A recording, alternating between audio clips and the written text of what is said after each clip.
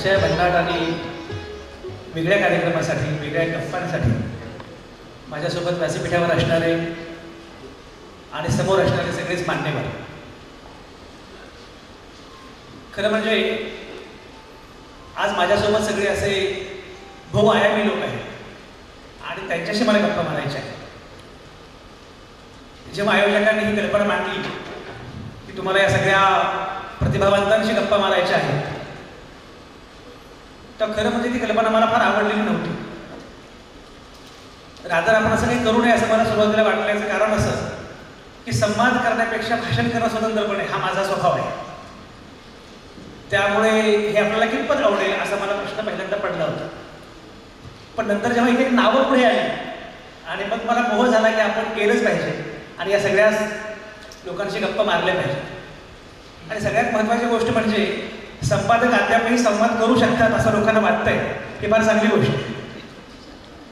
सगळे संपादक, पत्रकार, माध्यमं हे विसंवादाचे वाहक होत असताना संपादक संवाद करू शकतात अशी खात्री पटणं किंवा वाटणं हे पण खूप चांगलं आहे. खरं तर छाया प्रकाश फाउंडेशनच्या वतीनं हा कार्यक्रम होतो आहे आणि मगापासून या कार्यक्रमाकडे पाहतोय. त्यांनी चिमुकली मानसी ज्या छानपणे सगळी मानपत्र वाचत होती. आगरकर मॅडमना मी म्हटलं की मला उत्सुकता होतीच की मानपत्र एवढी छान लिहिलीत तुम्ही. प्रत्येकाचं एवढं थेट नेमकं वर्णन करणारी मानपत्र, त्याचं वाचन तेवढं गोड, निरागस, छान, अशा प्रकारे हा सगळा कार्यक्रम हे सगळं फार छान चाललेलं होतं. छाया प्रकाश या दोघांच्याही अनुषंगानं जिंदगी धूप तू घना साधा. त्यामुळे जेव्हा अशी घनगर्द छान छाया असते तेव्हा प्रकाशला बळ मिळत असतंच आणि त्यानंतर मिळणारा विजय हा अजित असतोच.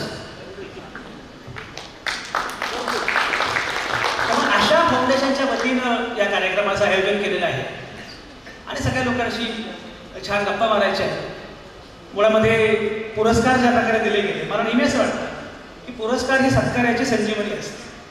माणसं काही चांगलं काम करत असतात पण त्यांच्याबद्दल वाईट बोलणारे लोक खूप असतात. आपल्याकडे तुम्हाला प्रसिद्ध व्हायचं असेल तर वाईट केलं की फार लवकर प्रसिद्धी मिळू शकते. पण चांगल्या माणसाला तो चांगलं काहीतरी करतो हे सांगणं पण आवश्यक असतं आणि ते समाजाला सांगणं आवश्यक असतं. ज्या प्रकारचा प्रयोग तुम्ही करता आहात ते मला फार छान वाटतं. आणि ज्या प्रकारच्या लोकांना पुरस्कार दिले गेले, फक्त पुरस्कारांच्या निवडीबद्दल मला जरा शंका आहे. तुम्हाला कलावंतांना पुरस्कार द्यायचे होते तर अमोल पालेकर कशाला? आमच्या कंगना राणावत होती ना.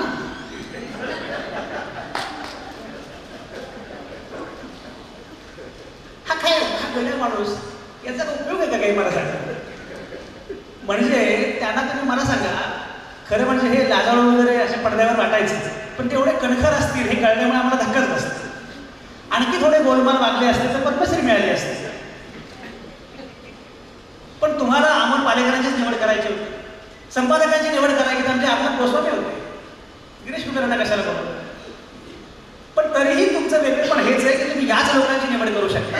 आणि मला सगळ्यात महत्त्वाचं असं वाटतं की अमोल पालेकर कलावंत आहेत. आमचा लाडका मित्र अच्युत गोडबोले याचं वर्णन एका शब्दात करणंच कठीण आहे. एवढा तो बहुआयामी हा शब्द खराखुरा जो काही असतो ना तो बहुआयामीच आहे. मुसाफिर हा अगदी त्याला त्याच्या आत्मचरित्राचा शब्द त्याला योग्य आहे. अच्युत आहे, गिरीश कुबेर आहे, चितमपल्लींबद्दल तर मी वेगळं बोलण्याची आवश्यकता नाही. आणि साक्षात न्यायमूर्ती अजित शहा आहे. ही सगळी माणसं आहेत. मगाशी म्हटल्याप्रमाणे मला एकाला असं विचारलं, एका संपादकांचा मला फोन आला माझ्या पत्रकार मित्राचा, म्हणजे काय रे तू चाललास का, तू मुलाखत घेणार आहेस का? म्हटलं हो. अरे त्या कुठल्याच माणसांमध्ये काही साधनं नाही, तू काय बोलणार म्हणे त्यांच्याशी. एखाद्याचं मनोबल खच्ची करायचं असेल तर पत्रकारांशी बोला. त्यामुळे तू काय यांच्यामध्ये साधर्म्य काय? आम्ही खरंच विचार केला म्हणजे साधर्म्य काय? आता अच्युत, अजित शहा, मारुती चितमपल्ली सोलापूरचे आहेत वगैरे असले काहीतरी बरोबर की साधर्म्य आहेत. म्हटलं तर साधर्म्य काहीच नाही.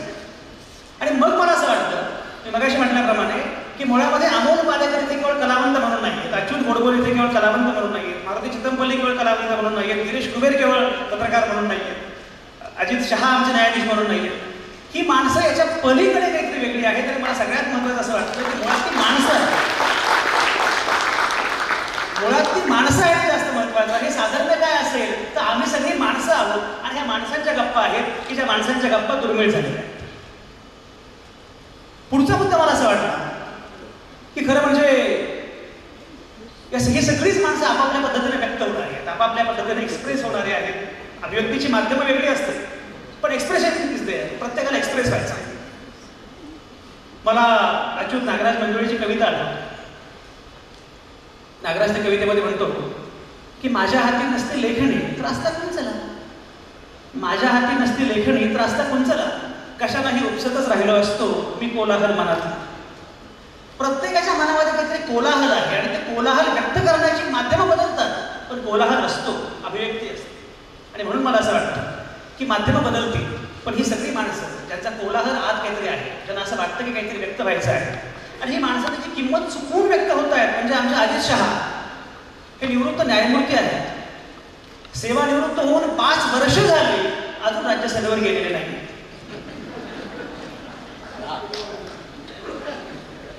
एवढी ही सगळी माणसं तरीही निष्ठेनं लढतायत, निष्ठेनं झुंजतायत, आपापली भूमिका मांडतायत. का मांडतात त्यांना माहिती नाही, पण हे केल्याशिवाय, हे मांडल्याशिवाय पर्याय नाही असं त्यांना वाटतं. आणि म्हणून मला असं वाटतं की या सगळ्या माणसांच्या सोबत आज संध्याकाळी एकत्र असणं ही फार महत्त्वाची गोष्ट आहे. कारण भवतालामध्ये निराशा दाटून आलेली आहे, हे सांगण्यासाठी अन्य काही सांगण्याची गरज नाही. कुठलीही 4 शहाणी माणसं एकत्र आली किती वाईट चाललंय सध्या एवढंच बोलू शकतील असा हा काळ. पण तरी सुद्धा अशा वेळी काही 4 शहाणी माणसं एकत्र येऊन काही करू पाहतायत, बोलू पाहतायत, मांडू पाहतायत, सांगू पाहतायत, हे मला जास्त महत्त्वाचं वाटतं. आणि अशा सगळ्या बोलणाऱ्या, चालत्या फिरत्या, लिहित्या, व्यक्त होणाऱ्या अशा माणसांचं गॅदरिंग, अशा माणसांचं संमेलन या निमित्तानं होणं हे फार महत्त्वाचं आहे. आणि म्हणून छायाप्रकाश फाउंडेशनचं मी मुद्दाम अभिनंदन करतो. तुम्ही खूप वेगळा उपक्रम आहे, चांगला उपक्रम आहे की ज्या उपक्रमाच्या निमित्तानं ही सगळी माणसं या निमित्तानं बोलतायत, गप्पा होतील, चर्चा होतील, आपण बोलत राहू. संवाद ही अतिशय महत्त्वाची गोष्ट आहे. आमच्याकडे कम्युनिकेशनमध्ये असं म्हटलं जातं, आम्ही जेव्हा विद्यार्थी होतो कम्युनिकेशनचे किंवा आहोत आजही राहतं, कम्युनिकेशन हा शब्द ज्या कम्युनिस्ट या शब्दापासून जन्माला आला, त्या कम्युनिस्टचा अर्थ आहे कॉमन प्लॅटफॉर्म. तर एका प्लॅटफॉर्मवर, एका प्रतलावर आल्याशिवाय संवाद होत नाही. आपलं प्रतल हेच आहे की आपल्याला बोलायचं आहे, आपल्याला मांडायचं आहे, आपल्याला थेटपणे नाही म्हणायचं आहे, आपल्याला थेटपणे पर्याय द्यायचा आहे. मी साहित्य संमेलनाच्या भाषणामध्ये असं म्हटलं होतं, अच्युत तुम्हाला फोन आला होता त्या भाषणाबद्दल, की असं म्हटलं होतं की लष्करी तोयबापेक्षा लष्करी होयबाची मला जास्त भीती वाटते. लष्करी तोयबाला नामोहरम करता येणं शक्य आहे, पण हे लष्करी होयबाचं काय करायचं? Yes sir, yes sir, no sir म्हटलं की देशभक्त. तो येस सर म्हणतो तो देशभक्त. तर अशा वेळी आपण बोलतो आहोत, अशा वेळी गप्पा मारतो आहोत. मी मगाशी म्हटल्याप्रमाणे या सगळ्यांमध्ये एक साधर्म्य आहेच की ही माणसं व्यक्त होणारी आहेत, एक साधर्म्य आहेच की ही माणसं आहेत. आणि त्यामुळे महत्त्वाचं म्हणजे की सगळी माणसं ही वेळी आहेत, व्यावहारिक शहाणपण नसणारी आणि त्या पलीकडचे वाद चोखाळू शकणारी, चोखाळणारी. अमोल पालेकरांना काय वेगळं करायची गरज आहे मला सांगा? एवढं मोठं नाव आहे, एवढा छान चेहरा आहे, मस्त जगावर पेस्ट्री पार्ट्या करायला सुखात राहावं ना. इकडे याचिका दाखल कर, तिकडे भांडत बस, तिकडे गोंधळ कर, सेन्सॉरशिपला विरोध कर, याला विरोध कर, त्याला विरोध कर, किती वाईट आहे. म्हणजे बरं पुण्यातच राहतात, विक्रम गोखले पण आमच्या पुण्यात असतात, छान जगता येतं ना. पण हे जे काही वेड आहे, हे वेड या सगळ्यांच्या मध्ये जे काही आहे ना, म्हणून मला असं वाटतं की सगळी वेडी माणसं आहे. आणि म्हणून चर्चेला सुरुवात करताना मला पहिल्यांदा एका प्रतलावर येण्यासाठी प्रत्येकाला हाच प्रश्न विचारायचा आहे की तुमचं असं कसं झालं? यापेक्षा चांगलं होऊ शकलं असतं. एवढं वाईट काय झालं? एवढ्या जगामध्ये छान चाललेलं आहे, पण सध्या इतक्या चांगल्या संधी आहेत ना की जरा तुम्ही म्हणा काय वाटतं ते म्हणू शकते. एवढ्या गोष्टी एवढं असताना सुद्धा अमोल पालेकरांना आपण FTIचं काहीतरी प्रमुख व्हावं, अजित शहांना आपण राज्यसभेवर जातो, चिदंपल्लींना आपण काहीतरी एखाद्या छान सरकारी कमिटीवर जातो, असं न वाटतं आपण लोकांसाठी म्हणतो, आपण काही वेगळी भूमिका घ्यावी, आपण काहीतरी काम करत राहतो असं का वाटतं? हा पहिला भाग. आणि एकूणच तुम्ही तुमच्या करिअरकडे, तुम्ही तुमच्या क्षेत्राकडे थोडंसं वेगळ्या पद्धतीनं बघू लागलात, बघता आहात, जे काही आज करता आहात ते करता आहात. हे सगळं कसा काय हा प्रवास झाला? खरं म्हणजे मुद्दा आहे हा प्रवास कसा झाला, पण प्रश्न आहे तुमचं असं का झालं, तुमचं असं कसं झालं?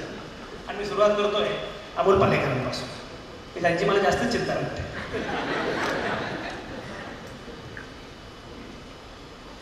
सुरुवातीलाच बोलताना तू असं म्हणालास की संपादक सुद्धा संवाद साधू शकतो. मला असं वाटतं की, आणि मी विशेषतः नाटकातून आल्यामुळे संवाद या संकल्पनेबद्दल माझ्या काही कल्पना आहेत ज्या आपण वर्षानुवर्ष पाळत आलेलो आहोत. संवाद हा नेहमी दोन व्यक्तींमध्ये असतो. गेली काही वर्ष आपल्याला फक्त एकतर्फी संवादच ऐकायची सवय आहे. मन की बात अशी एकतर्फी जेव्हा संवाद आपल्यावर लागले जातात, थोपले जातात, तेव्हा संवाद हा शब्द मला असं वाटतं की कुठेतरी पुन्हा पारखून बघायला पाहिजे.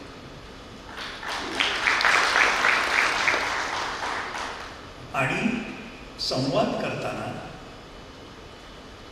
माझ्या मतापेक्षा वेगळं मत जर समोरच्या माणसाचं असेल तर ते नीट ऐकून घ्यायचं, त्याच्यावर विचार करायचा, त्याच्यावर चर्चा करायची, अगदी वितंडवाद करायचा, परंतु समोरच्या माणसाला योग्य तो मान द्यायचा.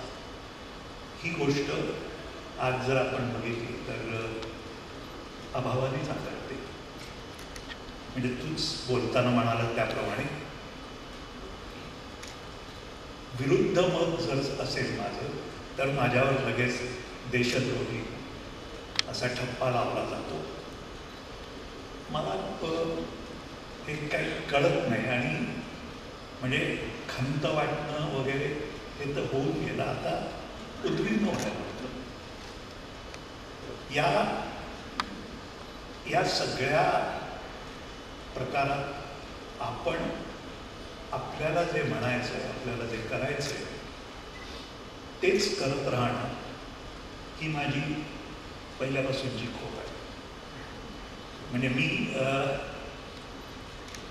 चित्रकला, नाट्यकला आणि चित्रपटात सुद्धा आणि नाट्यकलेत अभिनेता म्हणून, दिग्दर्शक म्हणून, निर्माता म्हणून असे वेगवेगळे अंगातले घातले आणि लुडबुड करत राहिले. लुडबुड करत असताना एकच माझा शोध जो होता तो हा की आपल्याला काही वेगळी वाट शोधता येईल का. आपल्या पुढचे जे प्रश्न आहेत त्याची उत्तरं थोडं मोठ्याने आधीच दिलेली आहे. मी काही कुठे नव्याने काहीतरी नवीन शोध लावतोय आणि असं मला कधीच वाटलं नाही. परंतु आपल्याला जिथे पोचायचं आहे तिथे पोचायला जे महामार्ग आहे, जे प्रचलित मार्ग आहे, त्याच्यापेक्षा काही वेगळ्या आडवाटेने कदाचित तिकडे अडथळायला तिकडे धडपडायला अशा पद्धतीने आपल्याला तिथपर्यंत पोचता येईल का, हा माझा नेहमी प्रयत्न राहिला. आणि हे करत असताना त्यामुळे जिथे पोचायचे तिथे पोचल्याचा आनंद तर आहेच, परंतु ते पोचताना ज्या वेगवेगळ्या पद्धतीने, वेगवेगळ्या मार्गाने पोचण्याचा आणि शोध घेण्याचा जो आनंद आहे तो तर म्हणजे यशस्वी होणे याच्यामध्ये शेवटी तुम्ही जे काही केलं त्याला किती यश मिळालं, लोकांच्याकडून किती दाद मिळाली, किंवा बनवलेल्या चित्रपटाला, नाटकाला आर्थिक यश किती मिळालं, हे सगळं एका बाजूला आहेच. परंतु त्याबरोबरीने ती वाट शोधताना जो आनंद मिळाला किंवा जे मी कुठेतरी जास्त थोडा प्रगल्भ झालो का, मला जे माहीत होतं त्याच्यापेक्षा आणखी थोडं काही मला मिळालं का, आणि तेच मी हट्टाने, आग्रहाने लोकांपर्यंत पोचवण्यात यशस्वी झालो का, हा मार्ग माझ्या दृष्टीने जास्त महत्त्वाचा आहे. आणि ते मी करत आलो. मी स्वतःला भाग्यवान म्हणतो. भाग्यवान शब्द उच्चारायच्या आधी मी थोडासा हे केला, कारण भाग्य वगैरे अशा गोष्टींवर माझा विचार नाही. हे माझ्या नशिबात होतं म्हणून झालं असं मी कधीही मानत नाही. त्यामुळे परंतु दुसरा चपखल शब्द, योग्य शब्द नसल्यामुळे भाग्यवान असं म्हणतो की मला जे करायचं होतं, ज्या पद्धतीने करायचं होतं त्याच पद्धतीने कुठलीही तडजोड न करता मी करू शकलो. आणि हे करत असताना मला सगळ्यात तुम्ही प्रेक्षक वर्गाने जी प्रचंड दाद दिली ती फक्त माझ्या केलेल्या कृत्यासाठीच नव्हती, तर या पद्धतीच्या ॲटिट्यूडसाठी होती, या मार्ग शोधण्याच्या, वेगळे मार्ग शोधण्याच्या वेडेपणासाठी होती. आणि तो सगळ्यात जास्त सुखद अनुभव आहे. त्यामुळे माझं असं कसं झालं याला आपणही सगळे जबाबदार आहोत.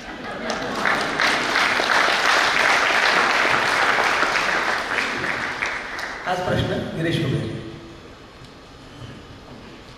माझं असं मी ठरवूनच केलं. पहिली गोष्ट झालं वगैरे काहीच.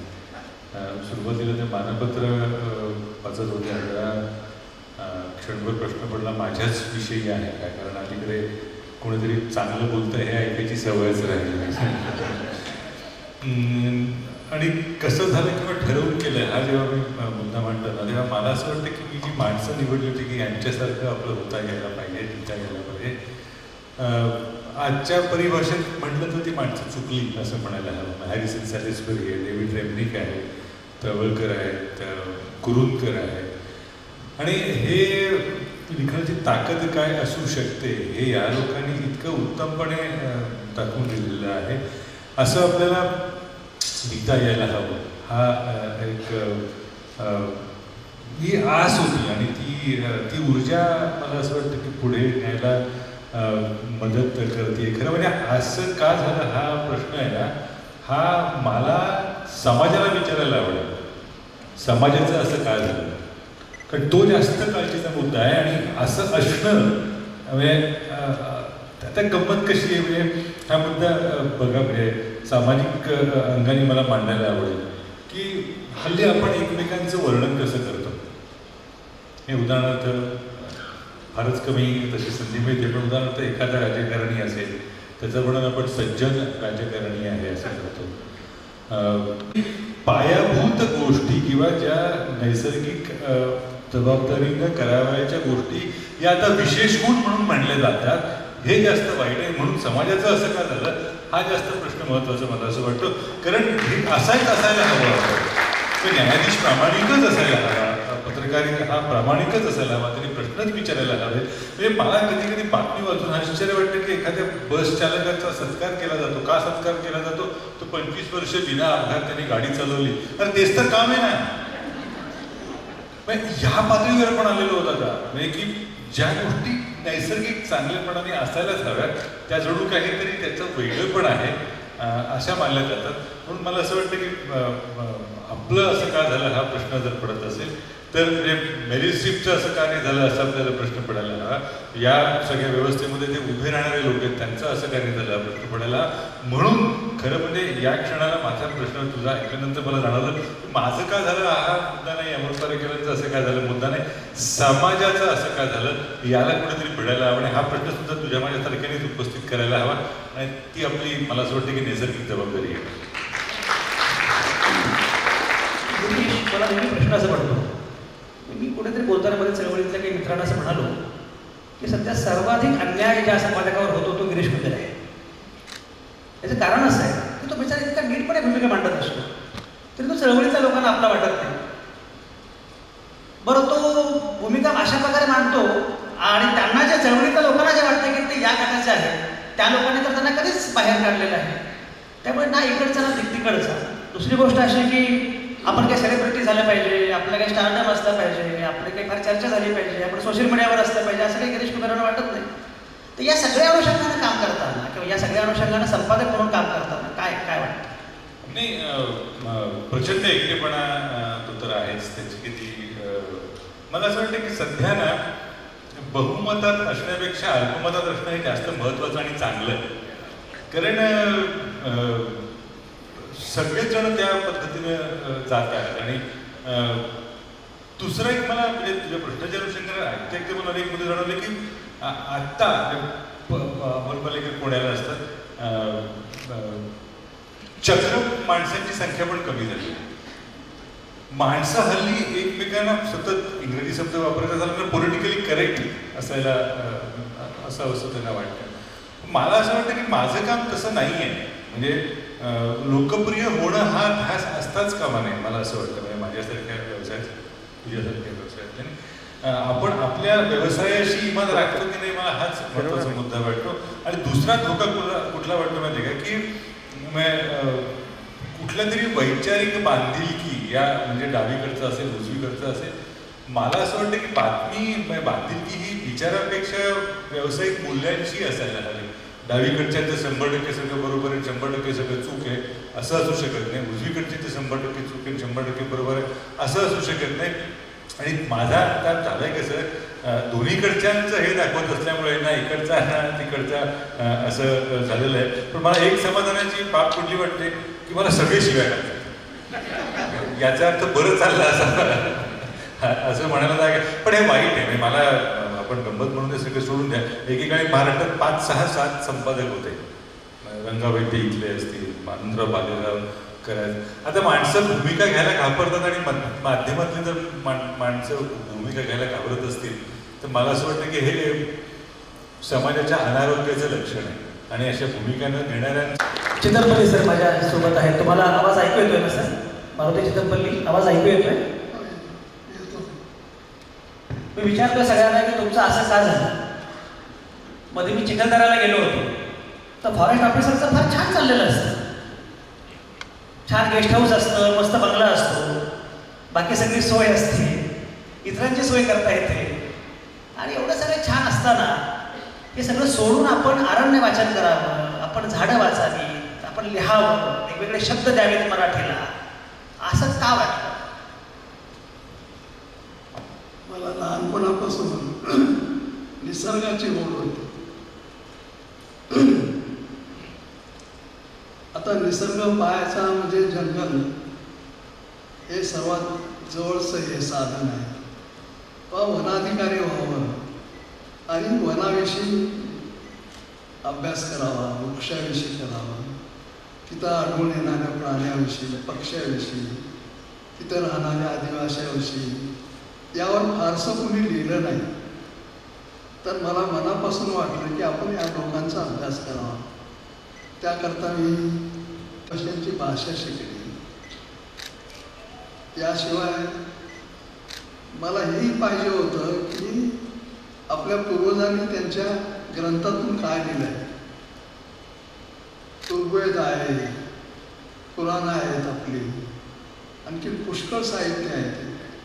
तर ते आपल्याला वाचता यावं आणि त्यात सत्यता किती आहे आणि इतर काय गोष्टी आहेत हे जाणून घेण्याची माझी जिज्ञासा होती. तर याकरता मी एक व्रत पाळलं की आपण भ्रष्टाचार करायचा नाही, आपलं सारं जीवन अभ्यासात घालायचं. म्हणून मी संस्कृत शिकलो, अर्धमागधी येतं, पाली येतं, या भाषा शिक्षा आणि प्रत्यक्ष निरीक्षण आणि या साहित्यातून मिळणारी माहिती ही याची तुलना केली व हे कितपत खरं आहे. आता आपण म्हणतो राजवंश, दूध आणि पाणी ठेवलं तर ते दूध वेगळं होतं आणि तसं नाही आहे. हे कमळ असं सरोवरात आहे, त्याला देठ आहे खाली आणि तो देठ पाण्यात गेलेला आहे. राजहंस काय करतो, तो देठाला चिरतो आणि त्यातलं दूध पितो. पण मग आपल्या पूर्वजांनी दूध आणि पाणी याच्यातून राजहंसाकडे शक्ती आहे की तो दूध आणि पाण्यामधून दूध वेगळं करतो आणि पाणी वेगळं करतो. अशा अनेक हे आहे. वाढवण्याकरता चालण्यात नेते आणि चंद्रप्रकाश त्यांना चालते असं आहे. तसं शास्त्रीय जर दृष्ट्या अभ्यास केला तर तसं शक्य नाही आहे. चांदण्यावर एखादा पक्षी किंवा एखादा प्राणी जगू शकतो असं नाही आहे ते. म्हणून मी शिमल्याला गेलो माझ्या ह्याच्यामध्ये, आणि जिथं चकोर राहतात, जिथे हे आहे तिथं टेलिस्कोप लावला आणि मी पाहत होतो. चांदणं पडलेलं होतं, शुक्ल पक्ष होता, चकोरी आली, तिच्याबरोबर 10-12 पिलं होती, आणि मी ते काय टिपतात ते बघत होतो. ते चांदणं टिपत नव्हते, तर त्या वारुळामधून जी वाळवी येते ती टिपत होती. कारण वारुळामधली जी वाळवी आहे ती उन्हात बाहेर पडत नाही, ती थंडीत बाहेर पडते. तर असे अनेक रहस्य मला ते अभ्यास करून जाणता आले. कारण तुम्ही अनेक कविता आणि अनेक कवींची कोंडी करून टाकली त्यावेळी, म्हणजे कैवल्याच्या चांदण्याला भुकेल्याच्या कोरडं. पण शेवटी वास्तव पाहिलं पाहिजे, मानलं पाहिजे. अच्युत, एक प्रश्न मला कायमच पडत आला, जसं मी गिरीशला म्हणालो, गिरीश ज्या प्रकारे लिहितोय, ज्या प्रकारे मांडतोय, त्याचं एक वेगळेपण हे आहे की साधारणपणे असं कोणी करत नाही, तर लोक भूमिकाच घेत नाही किंवा भूमिका घेतात, म्हणजे इतके एकारलेली भूमिका घेतात की मग त्या लोकप्रियतेच्या त्या छावणीमध्ये जाऊन बसतात. दुसरा जो कोणता मला तुझ्याबद्दल वाटतो, अशाच प्रकारचं आश्चर्य आणि स्थिमित व्हावं असं की इतकी बहुशाखीय प्रतिभा, इतकी आंतरशाखीय समज असणारे लोक सध्या अजिबातच नाही. की तुम्हाला संगीत, साहित्य, कला, विज्ञान, संगणक ह्या सगळ्या ज्या गोष्टी आहेत, आणि हे सगळं करून सुद्धा बेसिकली ह्या सगळं ज्ञान घेतल्यानंतर याच्या पलीकडे जाण्याची इच्छा. पण नुकतीच आमची अप्रायझल झालेली आहेत, त्यामुळे किती पगार वाढले काय वगैरे याच्यावर सगळी चर्चा सुरू होती. मी एवढ्या मोठ्या पगाराच्या नोकऱ्या कशाला सोडतो, मी एवढं बरं चाललेलं असताना या सगळ्या अशा वाटेनं वाटा बदलून येणं हे नक्की काय आहे, कसं येतं आहे? नाही, याचं तर खूप लांबचं गुण थोडक्यात सांगतो. मुख्य म्हणजे याची म्हणजे लहानपणी माझ्यावर जे संस्कार झाले, इथे श्रीराम पुजारी यांच्याकडे यायचे, पुष्पा यांच्यामुळे एक वेगळा दृष्टिकोन मिळाला की विज्ञान आणि तंत्रज्ञान ह्याच्या इतकंच किंवा ह्याच्यापेक्षाही महत्त्वाच्या सगळ्या कला आहेत, संगीत, साहित्य, चित्र, ह्या ज्या सगळ्या आहेत. नाही तर आपल्याकडे असं असतं की काय होणार, तू इंजिनियर होणार, कळ दाबणार आणि सॅटेलाईट उडून होणार, असं काही तसलं आपल्याकडे काही नव्हतं. आमच्या घरच्या चर्चाच सगळ्या हेमिंग्वे, डिकन्स आणि मार्डेकर आणि शेक्सपियर, करंदीकर अशा सगळ्या चालायच्या. घरी पंडित जसराज, भीमसेन जोशी, कुमार गंधर्व यायचे, असं सगळं वातावरण. पुढे IITत गेल्यानंतर माझं सगळं विश्वच बदललं. तोपर्यंत मी बोर्डात 16वी पहिला गणितात जवळपास पहिली ते IIT पण जवळपास सगळ्या परीक्षेत 100 मार्क वगैरे असं सगळं असल्यामुळे वाटायचं की आपण कधी म्हणजे मोठे असं वाटायचं. तसं चुकीचं ठरलं. पण IIT जो ग्रुप होता त्यातलं म्हणजे एक जर कॉर्नलमध्ये व्हिजिटिंग प्रोफेसर क्वांटम फिजिक्सचा, दुसरा श्रीकृष्ण दाणी म्हणून जगातल्या 50 मॅथमॅटिशियनपैकी एक, असं सगळं ग्रुप झालं. माझं एक अतिशय चांगली गोष्ट घडली ती म्हणजे अतिशय आयुष्याच्या सुरुवातीला मला खूप मोठी माणसं भेटली. मी पुढे मी 32 वर्ष इन्फॉर्मेशन टेक्नॉलॉजी काढलं, 23 वर्ष CEO होतो, हजारो सॉफ्टवेअरच्या असलेल्या लोकांच्या कंपन्या चालवल्या. त्यावेळेला म्हणजे मॅनेजमेंट म्हणजे पीटर ड्रकर, त्याला मी 2दा भेटलो. TCP/IP ज्याच्यावर इंटरनेट चालू आहे, म्हणजे इंटरनेट ज्याच्यावर बेस्ड आहे, तो प्रोटोकॉल ज्यांनी लिहिला त्या विंटन सर्च करून मी न्यूयॉर्कला 2 दिवस आणि 2 दिवस मुंबईला ताजमध्ये होतो.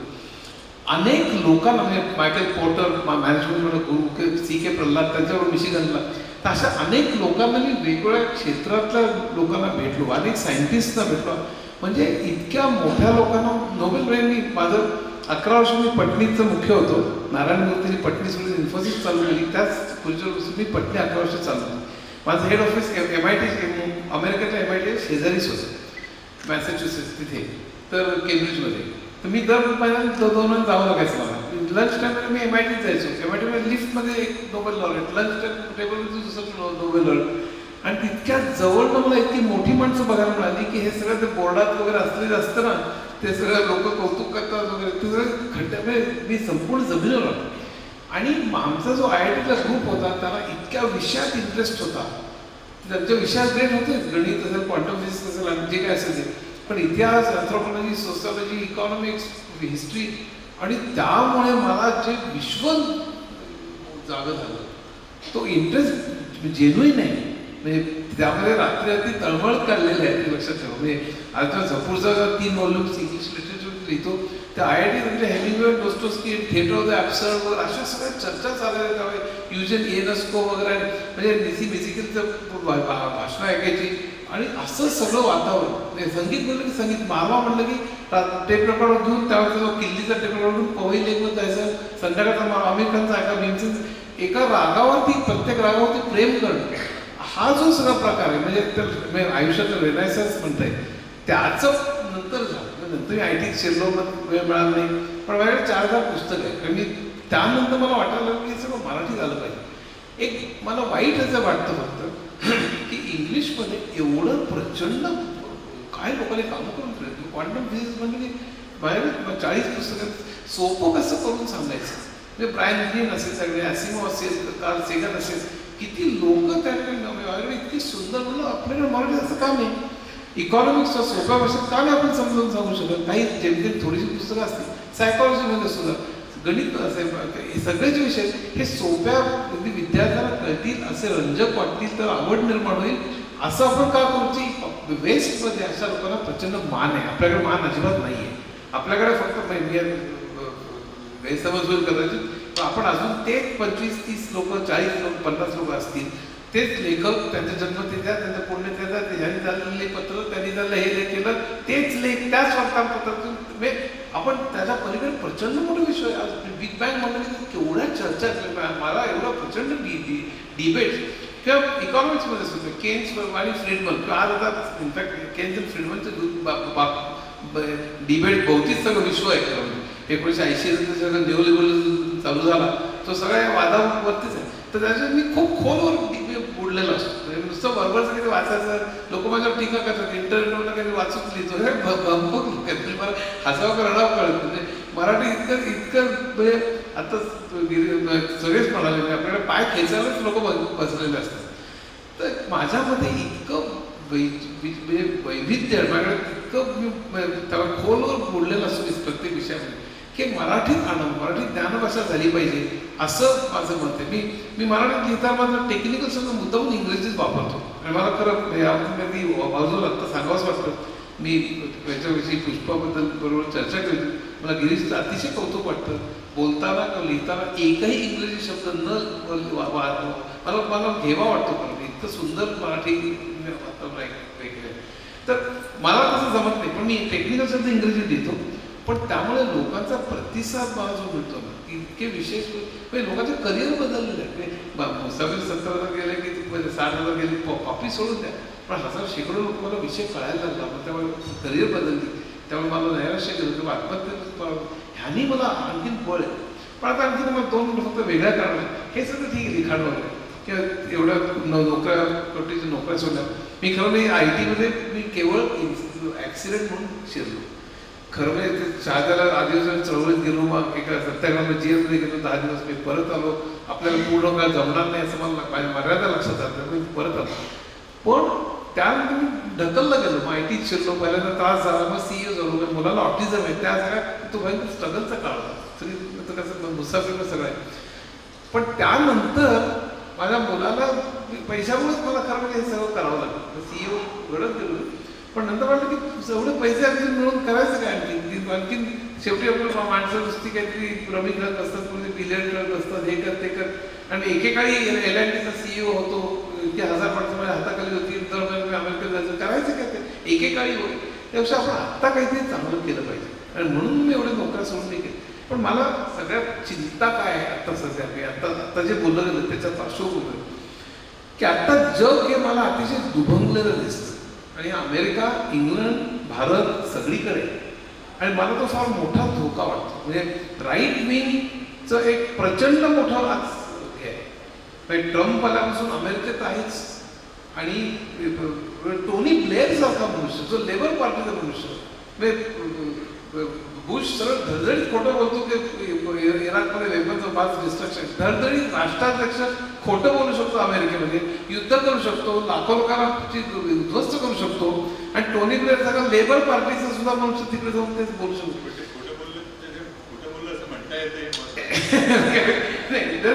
पण प्रश्न असा आहे की संपूर्ण पॉलिटिक्स हे 2 पार्टीचं, म्हणजे लेबर आणि कन्झर्वेटिव्ह, इथे सुद्धा रिपब्लिकन डेमोक्रॅट दोन पार्टीच्या भोवती लुटूपुटूच त्याच्या पॉलिसीचा भयंकर फरक नाही आहे. हा त्यातला महत्त्वाचा भाग आहे. आणि भारतासोबत जवळपास ते चित्र फक्त काही बाबतीत फार एक्स्ट्रीम झालेलं हा मुद्दा आपण सोडून देऊ. पण दुभंगलेलं असं आहे आपलं व्यक्तिमत्व, समाज म्हणजे मी कित्येकदा म्हणतो की घरी फोटो सावरकरांचा असतो. मी त्यांना म्हणतो की तुम्ही सत्यनारायण करता का? तुम्ही करतो, मग ते फोटो काढून विकून द्या म्हटलं. कारण सावरकरांचा मोतीबाजूवर विश्वास नव्हता. म्हणलं तुम्ही जातात मानता का? तर हो, आम्ही ब्राह्मण होता, मला अभिमान आहे. म्हणून सावरकरांचा फोटो काढून टाका, कारण सावरकर त्याचा विश्वास नव्हता. आणि गोमवंसाच्या विषयी सुद्धा असं सगळं झालं. आपण करतोय आणि बोलतोय आणि त्यामुळे मग आपण भ्रामक कल्पना सगळ्या म्हणजे धर्म, जात, वर्ण या सगळ्यावर सगळं जग विभाग बनलेले. पॉईंट नंबर दुसरा, मी न्यूक्लिअर आहे तर रशिया, चायना आणि अमेरिकेचं त्याच्यावर फार बोलत नाही मी, पण सगळ्यात सिग्निफिकंट भाग असा की आज कॉर्पोरेट मीडियाने, मीडियावरती कॉर्पोरेट कंट्रोल आहे, आपल्या पॉलिटिक्सवरती कॉर्पोरेट कंट्रोल आहे. आणि या सगळ्यामुळे एक GDP इझम झालं होतं. सातत्याने नुसतं GDPचा घोषवार की GDP वाढलं की आपल्यासमोर झालं.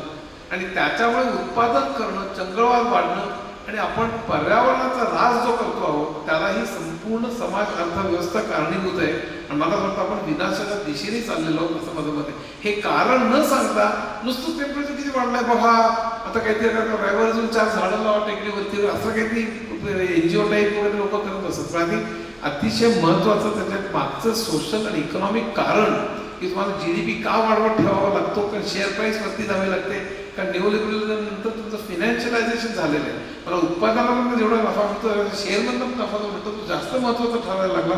त्यामुळे मला उत्पादन जास्त, नफा जास्त, मार्केट शेअर जास्त आणि सगळी माणसं सातत्याने फक्त उत्पादनाच्या मागे लागली. त्यामुळे एनर्जी कन्झम्पशन, त्यामुळे हे लिंकेज माझ्या अनर्थामध्ये मी दाखवलं माझ्या पुस्तकाची जाहिरात करत नाही.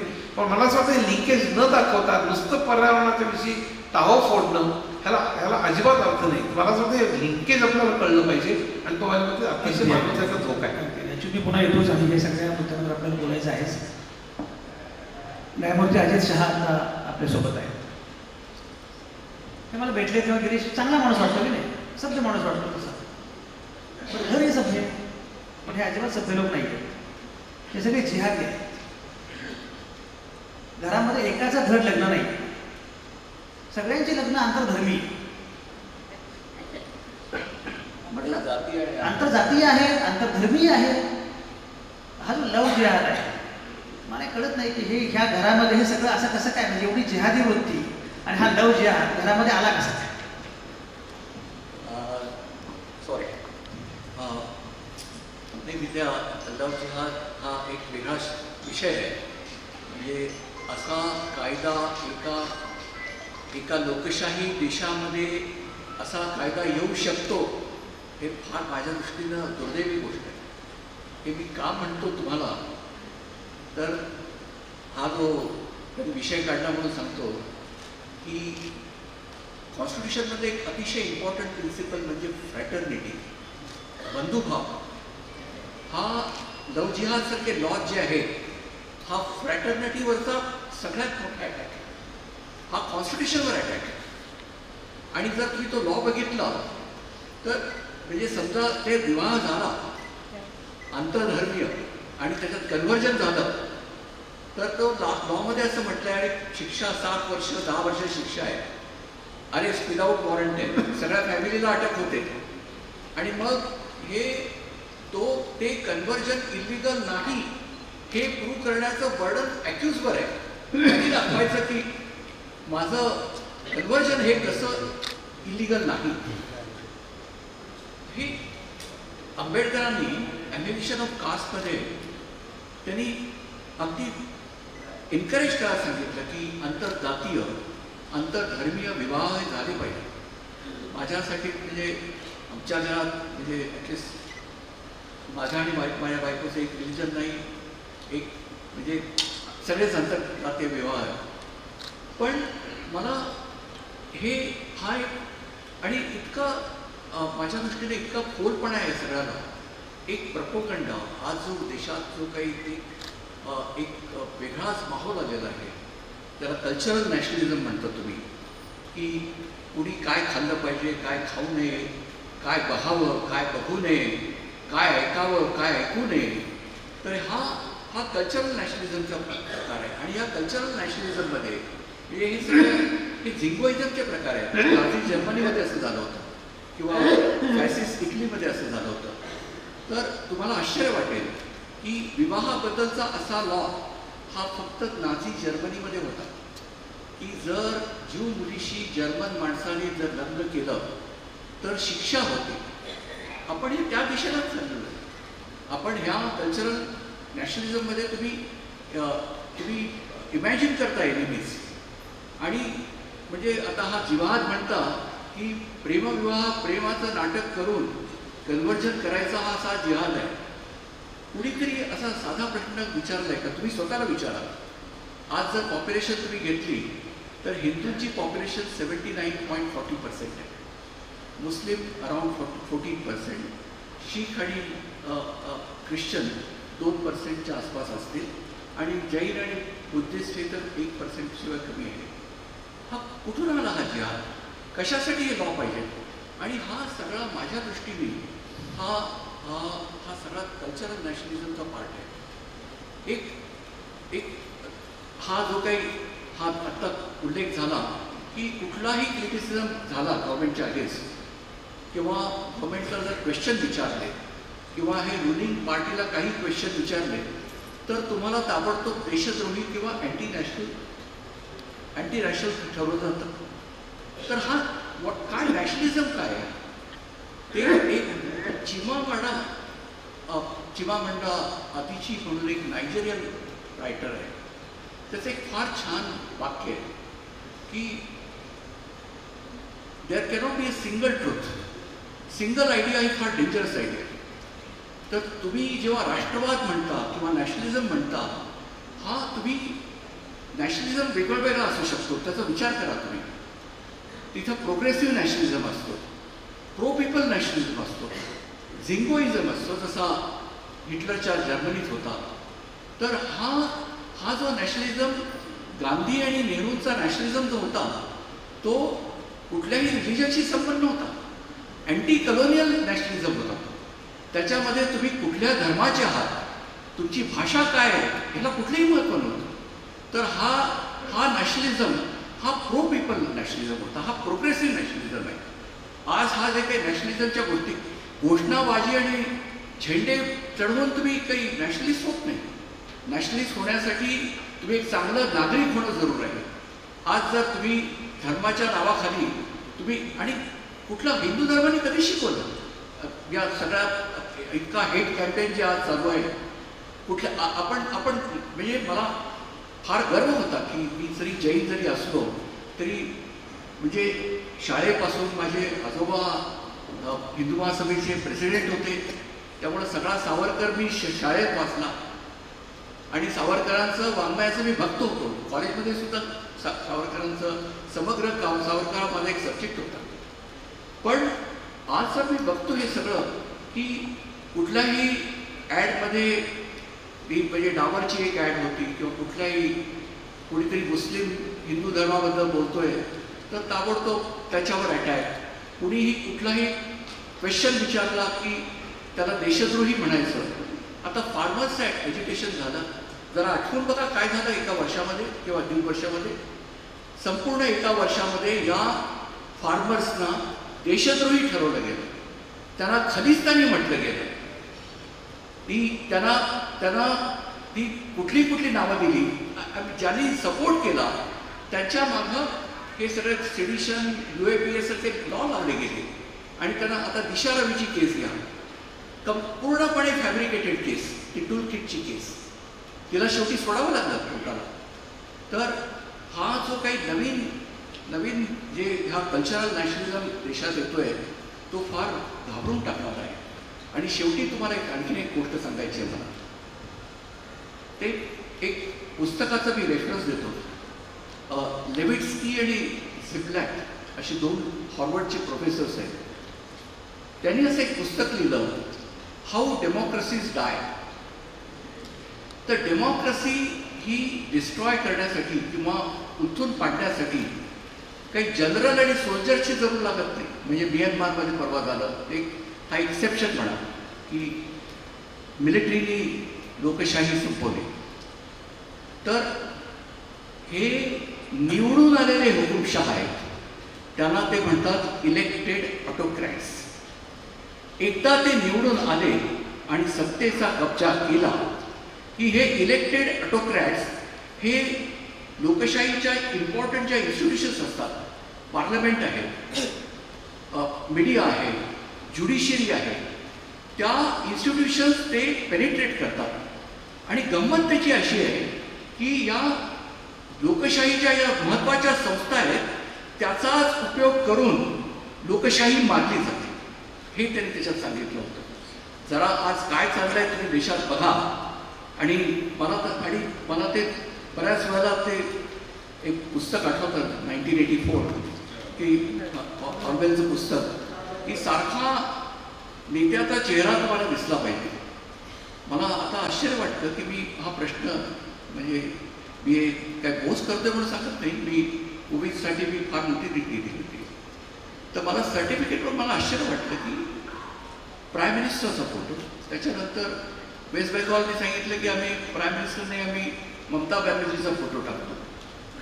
नंतर त्या झारखंड कुणी आणखीन एका चीफ मिनिस्टर सांगितलं की हे तुमचे उपकार नाही आहेत लोकांवर, हे तुमचं कर्तव्य आहे, तुम्ही काही लोकांसाठी काही करत नाही आहे. आणि खरं जर मला विचाराल तर पहिल्यांदी गव्हर्नमेंटची स्टेप अशी होती की करोनाचं वॅक्सिनेशन हे पार्टली प्रायव्हेटाईज करायचं. जेव्हा सुप्रीम कोर्टाने क्वेश्चन केलं की हे कसं करता तुम्ही आणि हे आर्बिट्ररी आहे म्हणून ज्यावेळेला जजमेंट दिलं, त्याच्यानंतर हा सगळा चेंज झाला. त्याच्यामध्ये न्यायालयाचा तेवढा एक काही वाटा आहे त्याच्यामध्ये.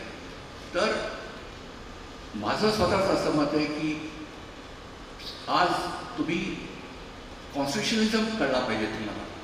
एवढं ही राज्यघटना ही एक अभूतपूर्व कॉन्स्टिट्यूशन आहे आपल्याला आपल्या फाउंडिंग फादर्सने दिलेली. तर ती प्रोटेक्ट करणं हे प्रत्येक सिटिझनचं काम आहे. तर ह्या केवळ घोषणाबाजी आणि नॅशनलिझमच्या गप्पांनी तुम्ही काही देशाला मदत करत नाही. अगदी खरे. नॅशनलिझम हा फार महत्त्वाचा मुद्दा आहे, विशेषतः कल्चरल नॅशनलिझम त्याच्यावर तुम्ही जे बोललात. आणि धर्माच्या पायावरचा राष्ट्रवाद ही कल्पना मांडत असताना तो खरंच खूप महत्त्वाचा मुद्दा आहे की गांधींनी कधी सांगितलं नाही की इंग्रज हे ख्रिश्चन आहे. त्यामुळे राष्ट्रवादाला हा पाया देण्याचा प्रयत्न कधीच केला गेला नाही. आणि गंमत अशी आहे की जिथे सगळे धर्म आहेत तो भारत झेपावतो आहे, आणि जो पाकिस्तान धर्माच्या पायावरच वेगळा झाला तो मात्र पुन्हा तो बनला, धर्म एक असून सुद्धा. तर धर्म हा काही राष्ट्रवादाचा पाया असू शकत नाही. हे खरं म्हणजे सिद्ध होण्यासाठी एवढा पुरावा पुरेसा. सांस्कृतिक राष्ट्रवादाचा मुद्दा आपण सातत्यानं येतो आहे, आणि मला असं दिसतंय की सांस्कृतिक भुयारातूनच राजकारण आकाराला येत असतं. पण हे सांस्कृतिक भुयार जे आहे ते मुळामध्ये सांस्कृतिक क्षेत्रात तथाकथित काम करणाऱ्या लोकांना कितपत समजतं, किंवा सिनेमा, नाटक, साहित्य यातून या सगळ्या गोष्टी पुढे जाऊ शकतात, जात असतात, याचं भान त्या क्षेत्रामध्ये काम करणाऱ्या लोकांना कितपत आहे.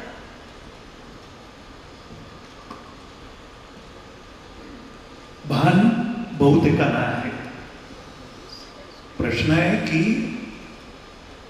असलेल्या भानाचा वापर आपण लोकांना सांस्कृतिक क्षेत्रातली दडपशाही म्हणूया किंवा सांस्कृतिक क्षेत्रात होणारा हा राष्ट्रवादाचा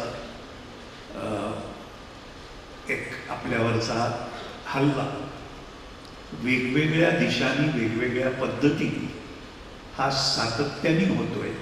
गेल्या काही वर्षात तर खूपच सातत्याने होतोय. प्रश्न असा उरतो की मग सांस्कृतिक क्षेत्रातल्या लोकांना हे जर भान ज्यांना आहे त्यांनी उभं राहून याला विरोध करायचा का नाही, आणि हे विरोध करण्याचं धारिष्ट्य म्हणा किंवा हे विरोध करण्याचं तुमच्यात आहे की नाही.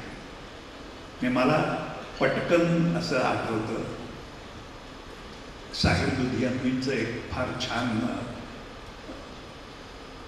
आओ कि आज गौर करें हम इस सवाल पर, आओ कि आज गौर करें इस सवाल पर, देखे थे जो वो ख्वाब हमने काम केलं. हे आपण आत्मपरीक्षण करणं की आपण जिथे जायला निघालो होतो ते आपण आता कुठे आहोत आणि ती जी स्वप्न आपण बघितली होती. साहेबुद्दीनाचं हे मुद्दाम सांगायचं कारण मी ज्या काळात वाढलो त्या काळात डावी चळवळ ही संपूर्ण स्वातंत्र्यासाठी किंवा याच्यासाठी आणि ह्या सगळ्या सांस्कृतिक क्षेत्रामध्ये अग्रणी होती. आज जर आपण बघितलं तर डावे विचार मांडणारा म्हणजे काहीतरी गुन्हा करणारा किंवा हो असं आपलं हे करून ठेवलेलं आहे अगदी. म्हणजे मग त्याच्यात मग अर्बन नक्षलवाद आला, सगळंच आलं. अगदी याच्या पुढे जाऊन मगाशी तू कंगना राणावत म्हटलं, आपल्याकडे लगेच सरसावलंच की ज्येष्ठ आणि श्रेष्ठ कलावंत पुणेकर आहे, माझे सहकारी पण आहे, ते लगेच सरसावले. आणि आता याच्या मागे त्यांना त्याच्यानंतर विचारलेल्या एकाही प्रश्नाचं नीट उत्तर देता आलं नाही. ते उघड आहे की तुमचा अजेंडा काय आहे, तुमचा विश्वास कशावर आहे. आणि तुम्ही म्हणजे पूर्वी राजदरबारी भाट नेमले जायचे. आज जर आपण बघितलं तर या पद्धतीची म्हणजे ह्याचं भाट वगैरे हे तर खूप मोठं झालं. मला असं वाटतं की आज आपण आसपास बघितलं तर आपल्याला अशा पद्धतीच्या टोळधाडी आपल्याला माहीत होत्या, आत्ता ट्रोलधाडीच यायला लागलेल्या आहेत. आणि सगळ्या सोशल नेटवर्क पासून सगळीकडे हे अगदी सातत्याने आणि ठरवून एक वेगळा विचार, विरोधी तर खूप नंतरचा झाला, इवन वेगळा विचार जरी आला तरी तो ताबडतोब दाबून टाकायचा हा उघड अजेंडा आपल्याला दिसतो.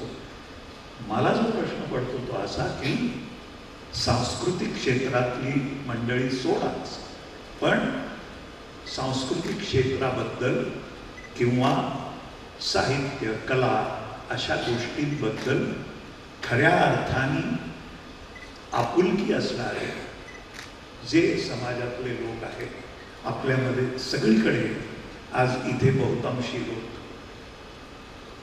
हे लोक यांना हे भान नाही का, यांना हे कळत नाही का. याचं एकच आणखी छोटं उदाहरण म्हणजे मी तुम्हाला त्याप्रमाणे सेन्सरशिप विरुद्ध मी सतत लढत आलोय, आजही लढतोय. तर सेन्सरशिप हा मुद्दा फक्त कलावंत किंवा कला यापुरता मर्यादित नाही.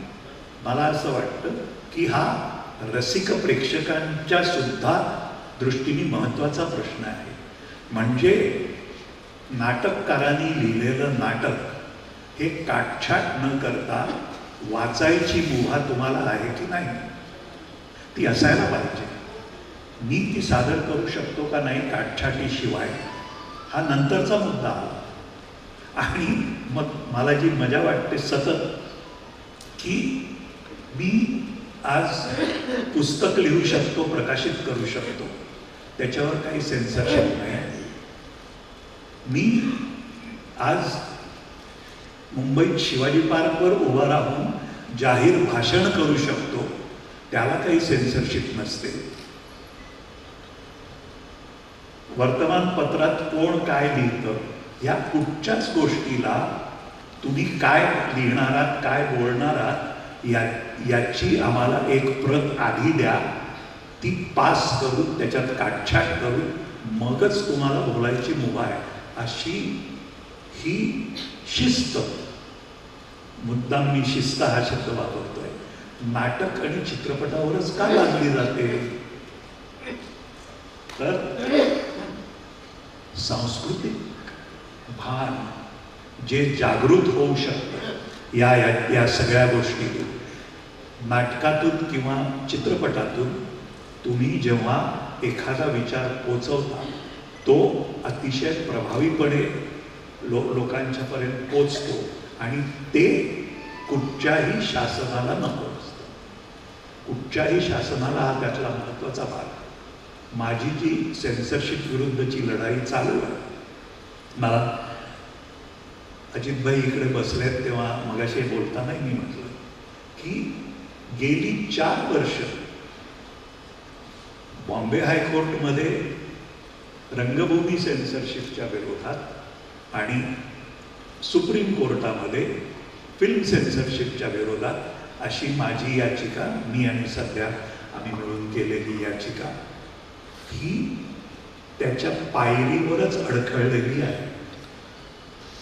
आता ही जी सगळी प्रोसेस आहे ती जर पायरीतून पुढे जाऊन त्याची सुनावणी, फायनल हिअरिंग एवढंच बाकी आहे, पण ते फायनल हिअरिंग व्हायला जर 4-4 वर्ष लागत असतील आणि ते कधी येईल याची आजही शाश्वती नाही, तर मग हे भान आपण सगळ्यांनी मिळून बाळगायचं का फक्त मुठभर कलावंतांच्याकडे आपण बघायचं, मुठभर लोकांच्याकडे आपण बघायचं, असा प्रश्न मला सतत पडत राहतो. आणि मला असं वाटतं की समाज म्हणून आपण जर सुशिक्षित, सुसंस्कृत असं आपल्याला विशेषण लावून घेतो, तर मला असं वाटतं की हे विशेषण लावणाऱ्या प्रत्येक व्यक्तीला हे भान असायला पाहिजे. आजच्या काळात तर त्याची अत्यावश्यकता आहे. मला एकच त्याचा पुष्टी करायची आहे. त्याचं कारण आपल्याकडे हे असं का होत आहे ना, याचं कारण आपली मूल्य व्यवस्था ही व्यक्ती व पक्षनिरपेक्ष नाही. म्हणजे गणित जर घेतलं तर या पक्षाचं सरकार असेल, त्या पक्षाचं असेल किंवा कोणाचंच सरकार नसेल, 2 अधिक 2 4च येतात. पण मूल्य मात्र आपली पक्ष, माझा आवडता पक्ष आहे, मग हे मूल्य त्याला लागू होत नाही. माझा आवडता पक्ष नाही, ही सगळी मूल्य त्याला लागू होतात. मला असं वाटतं की ही जी एक सामाजिक धारणा झालेली आहे ना, ती अतिशय चुकीची आहे. त्याच्यामुळे मगाशी पण तो उल्लेख झाला आपल्या आधीच्या गप्पांमध्ये की आणीबाणीच्या वेळेचा वगैरे, तो मध्यमवर्ग आता कुठे गेला असा एक मुद्दा होतो. पण तो मध्यमवर्ग हा आणीबाणीला विरोध करत होता का आणीबाणी ज्यांनी आणली त्यांना विरोध करत होता, त्या राजकीय विचारधारेला विरोध करत होता, हा मला मुद्दा महत्त्वाचा वाटतो. आणि तीच जर कृत्य माझ्या आवडत्या पक्षाने किंवा माझ्या आवडत्या नेत्यांनी जर केली असतील तर ती मूल्य पाळायची माझ्यावर जबाबदारी नाही असं समाज वागतो की काय, हा प्रश्न पडतोय. आणि त्याच्यामुळे हा सेन्सॉरचा प्रश्न हा सिलेक्ट कलाकारांचा नाही आहे. मला काय बघायला मिळणार हा माझा आहे, नागरिकांचा आहे. नेटफ्लिक्सला लोक का बघतात? कारण मला जे हवं ते बघू देतो. तुम्ही कोण ठरवणार आहे मी काय खायचं किंवा मी नाही काय बघायचं किंवा मी काय बघायचं? हे नागरिकांना जोपर्यंत वाटत नाही ना तोपर्यंत सेन्सॉरसारखी बुद्धी व्यवस्था आपल्या देशामध्ये असणारच. कारण मुळात नागरिकांनाच असं वाटत नाही की हा माझा हक्क आहे. हा अमोल पालेकरांच्या चित्रपटाला कुठे कट लागतो हा मुद्दा नाही आहे. मला कट लागलेला बघायचा नाही आहे का नाही, हा माझा मुद्दा आहे. म्हणून जोपर्यंत अशी प्रगल्भ व्यवस्थाच समाजामध्ये उभी राहत नाही ना तोपर्यंत आपल्याला या ठेचा खाव्याच लागतात. खरं म्हणजे नागरिकांनी जायला पाहिजे. अमोल पालेकरांच्या विषयाची तर ती याचिका असेल पहिल्या पायरीवरती काच आहे. अर्णब गोस्वामीची लगेचच्या रात्रीच्या रात्री ऐकून त्याला जामीन मिळू शकतो, हा काही तितका महत्वाचा मुद्दा नाहीये का? म्हणून मूल्यव्यवस्था ही व्यक्ती किंवा पक्षनिरपेक्ष नको, ही मूल्य ही मूल्यच आहेत असं मला असं वाटतं की तशा पद्धतीने आपण मांडणी करायला हवी, ती समाजाने स्वीकारायला हवी. राजूदागिरीचा हा मुद्दा महत्त्वाचा आहे, तुमच्याकडेच मी येणार आहे. एक कट्टरतावादाच्या अनुषंगाने आता काळ असा आहे की आडवाणी सौम्य वाटावेत असा काळ आहे. आणि वाजपेयी तर संतच होते असं तो लोक म्हणतात. इतका वाईट काळ आहे. म्हणजे कट्टरतावाद जो आहे त्याच्याबद्दलची लोकांची अपेक्षा आता एवढी कमी झालेली आहे की एवढं जरी किमान असेल तरी पुष्कळ झालं असं वाटावं असं आहे.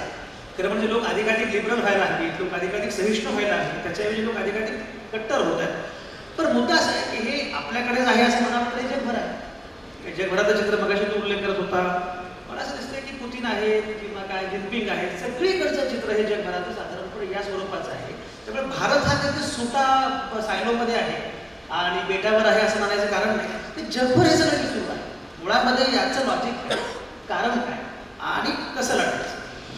नाही आता त्याच्यात म्हणजे पॉलिटिकल सोशो पॉलिटिकल म्हणजे बरंच खरं, पण मला स्वतःलाच वाटतं की त्याच्या 1980 सालानंतर जेव्हा न्यू लिबरल व्यवस्था आली त्या व्यवस्थेमध्ये आणि त्याच्या अगोदरपासून खरं म्हणजे त्या अगोदरच्या काही दशकापासून अमेरिकेमध्ये मिलिटरी इंडस्ट्रियल कॉम्प्लेक्स निर्माण झाला. अमेरिकेला कुठे ना कुठेतरी युद्ध हवंच, त्यामुळे दुफळी जी निर्माण होती. ते पहिल्यांदा सोव्हिएत युनियन शत्रू होता, तो गेल्यानंतर मग दहशतवादी शत्रू झाले, दहशतवादी गेले, आता चीन शत्रू आहे, जो एकेकडे मित्र होता. आताच त्यांना उगीर हे त्याच्या अगोदर सगळ्या गळ्यात गळे घालून हिंडत होते. जेव्हा अमेरिकन कॉर्पोरेट्सना चिनी कॉर्पोरेट्स शह द्यायला लागले आणि अमेरिकन वर्कर्सचं सगळं डिट्रॉइट मिडवेस्टमध्ये डच गव्हर्नमेंट तिकडे जॉब सगळे गेले, त्यांना तो घुरून त्याला हे करायला लागला ट्रम्प. एका बाजूला कामगारांना, दुसऱ्या बाजूला कॉर्पोरेट्स.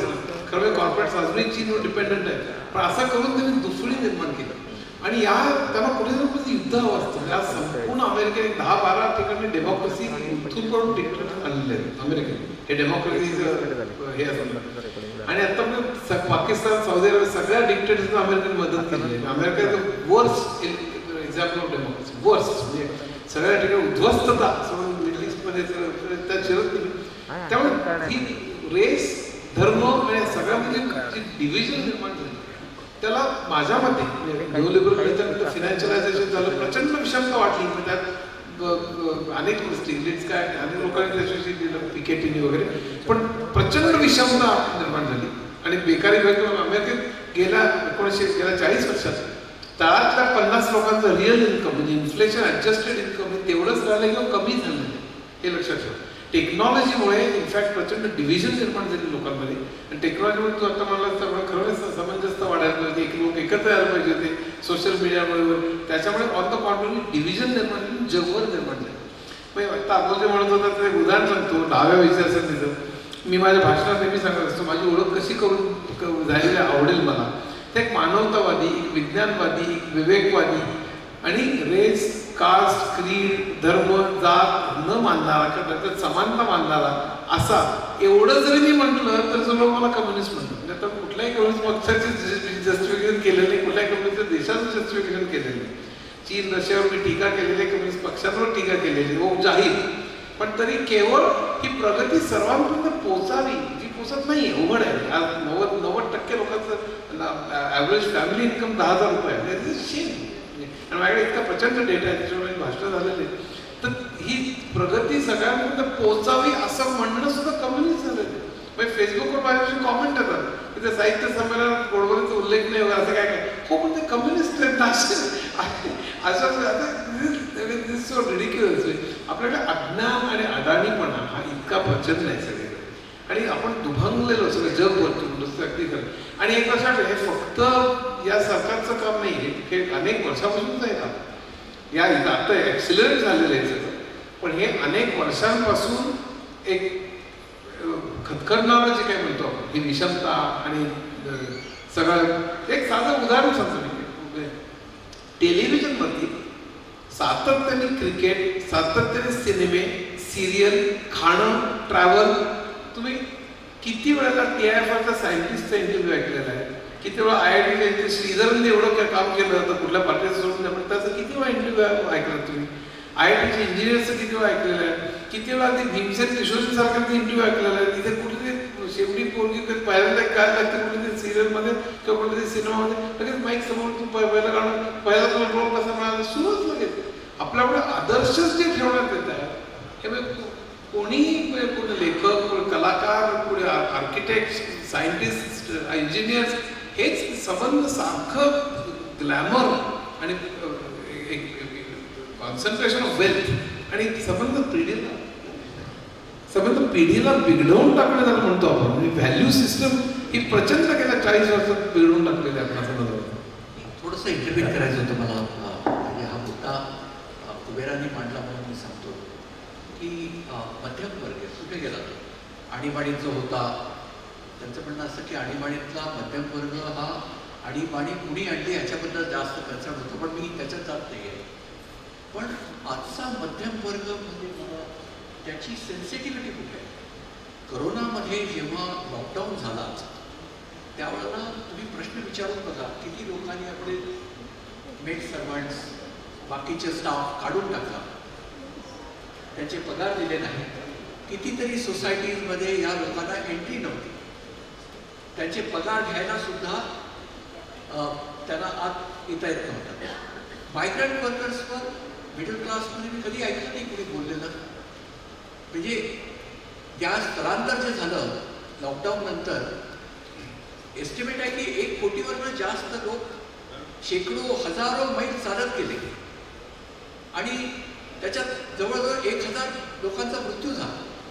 तर आश्चर्य असं की याच्यावर जेव्हा सुप्रीम कोर्टात पिटिशन झाली PI झाली आणि पर्टिक्युलरली एक इन्सिडेंट की ज्याच्यात 16 लोक ते रेल्वे ट्रॅकवर झोपले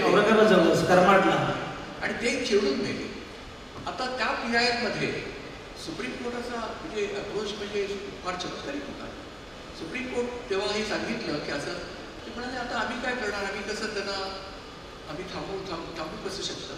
साधा त्यांनी सुप्रीम कोर्टाचा जो मुद्दा होता जो कधीच त्यांनी डिसाईड केला नाही की लॉकडाऊनमुळे या सगळ्या लोकांचं सगळं जे काही त्यांचे डेली वेजेस आहेत ते गेले. जर गव्हर्नमेंटनं हा लॉकडाऊन आणला असेल तर त्यांना कुणीतरी कॉम्पेन्सेट केलं पाहिजे. म्हणजे मला आश्चर्य वाटतं की बऱ्याचशा मध्यमवर्गीयाचं, हे मी सोशल मीडियावर वाचलेलं आहे, मध्यमवर्गीयांकडनं ऐकलेलं आहे, चांगल्या शिकलेल्या लोकांकडनं, की हा कोरोना आणला हा मुसलमानांनी आणला, हा तबलगीनी आणला. तर एका सेमिनारमध्ये एका लॉयरनी हा प्रश्न मी हा याच्यावर बोललो की करोना हा एकदम सडनली हा रिलिजियस डिसीज झाला सडनली. तर त्या एका यंग फिमेल लॉयरने मला सांगितलं की नाही, हे लोक असेच आहेत. हे आपण म्हणजे इतकं अनसायंटिफिक आणि कम्प्लीट इंडिफरन्स टू द पीपल. म्हणजे एक शेवटची गोष्ट सांगतो, H.G. वेल्सचं टाईम मशीन म्हणून पुस्तक आहे. तर त्या टाईम मशीनमध्ये हे जे सगळे अपर क्लास जो आहे तो चांगली लक्झरी एन्जॉय करतो आणि सगळा लोअर क्लास हा अंडरग्राऊंड राहतो. तर ते इतके इन्सेन्सिटिव्ह झाले. त्यातलं एक सीन फार विचार करण्यासारखं आहे की बीचवर हे सगळे अपर क्लासचे काही त्या एन्जॉय करायला बसलेले आहेत आणि त्यात एक मूल बुडतं त्याच्यात, ते बघतायत पण कुणीही उठत नाही. इंडिफरन्स टू अदर्स प्रॉब्लेम्स. मध्यमवर्गाची परिस्थिती आता अशी आहे की कुठाही बाकीच्यांचं काही हो त्याच्याशी, आणि म्हणून ते आणीबाणीतला मध्यमवर्ग आणि आजचा मध्यमवर्ग. मला एक या संदर्भात आता चुटणी जो मुद्दा म्हटला आणि अजितबाईंनी तो, आज असं दिसतं आपल्याला की आभासी जगत ज्याला आपण म्हणतो त्यांनी आपल्यावर इतका पगडा बसवलेला आहे की त्यांनी सांगितलेलं सत्य खरं म्हणजे ते सत्य नसतं, परंतु ते रेटून सांगितलेलं सत्य हे आपल्याला खरं सत्य आणि वास्तव वाटायला लागतं. याचं मोठं उदाहरण आम्ही अमेरिकेचं उदाहरण दिलं म्हणून सांगतो. बराक ओबामा हे त्यांचे भूतपूर्व अध्यक्ष.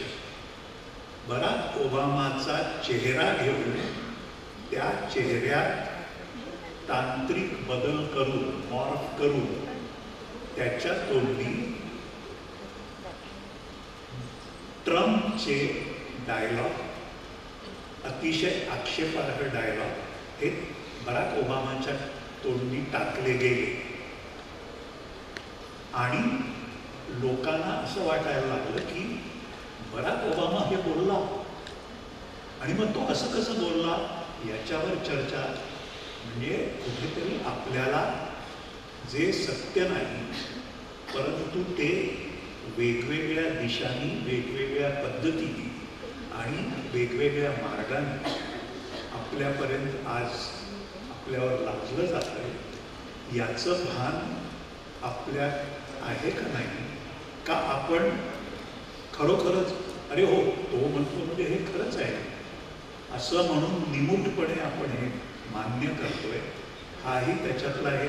आणि आपल्या आसपासचं वास्तव खरं जग आणि हे आभासी जग याच्यामधलं वास्तव जे कुठे ओव्हरलॅप होत आहे आणि कुठे ओव्हरटेक करत आहे हे भान सुद्धा मला वाटतं की आपल्याला जितक्या लवकर येईल तितकं चांगलं. मला जसे शहांना विचारायला आवडेल प्रतिपादन ऐकल्यानंतर माध्यमांचं तर ठीक आहे, म्हणजे त्यांनी शरणागती करलीच आहे असं एक झालेलंच आहे, पण न्यायालयांची संवेदनशीलता किंवा त्याचा अभाव हा सध्याच्या काळातलं एक मोठं आव्हान आहे असं नाही का वाटत तुम्हाला?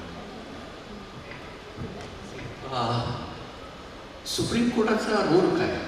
तर सुप्रीम कोर्टानं सांगितलं होतं की सुप्रीम कोर्ट इज सेंटिनल क्वी व्ही, म्हणजे सेंटिनल ऑन अलर्ट. जिथं कुठं ह्युमन राईट्सचं किंवा फंडामेंटल राईट्सचं व्हायोलेशन होतं तिथं न्यायालय धावून येतील आणि तुम्हाला प्रोटेक्ट करतील. हा सगळा कोलॅप्स झाला ADM जबलपूरमध्ये. आणीबाणी जेव्हा ते जजमेंट दिलं की जेव्हा आणीबाणी डिक्लेअर होते त्यामध्ये जरी इलिगली डिटेन केलं असलं तरी त्या डिटेनीला कुठलाही अधिकार नाही कोर्टात जायचा, असा सुप्रीम कोर्टाने निर्णय दिला होता. इथं त्याच्यातनं सुप्रीम कोर्ट रिवाईव्ह झालं आणि एक आय वुड से की credible situation. Supreme court of India हे आज जगातलं सगळ्यात पॉवरफुल कोर्ट समजलं जातं. पण जरी काही चांगली जजमेंट दिली असली तरी I can see a decline in the supreme court as a independent watchdog since about 2014 or 15. आणि तो म्हणजे जसं कुबेराने हा उल्लेख केला की एक परसेप्शन बदलायला सुप्रीम कोर्टात. जर तुम्ही पॉवरफुल आणि रिच असाल तर तुम्ही जस्टिस मिळू शकतो. अर्णव गोस्वामीला एका रात्रीत म्हणजे त्यांनी पिटिशन केला, तो ऑब्जेक्शन्स खाली होता, दुसऱ्या दिवशी पिटिशन केलं, त्याला बेल करेक्टली मिळालं. प्रश्न त्याला बेल तो प्रश्न नाही, द वे इट हॅपन.